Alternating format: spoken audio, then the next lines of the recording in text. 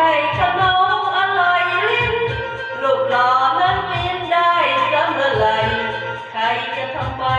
ถ้าฉันจะรักคนแก่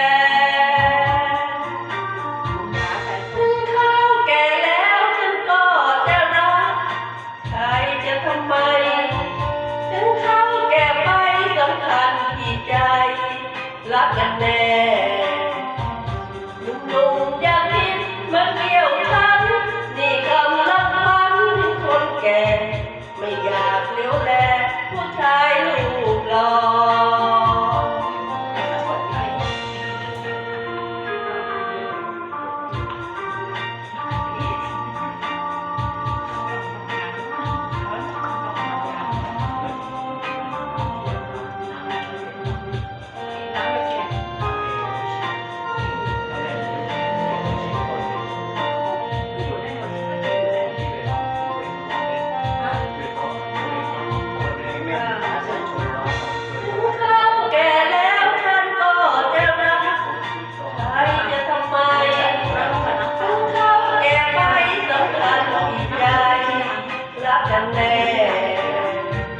หนุ่มๆอย่าคิดมาเกี่ยวฉัน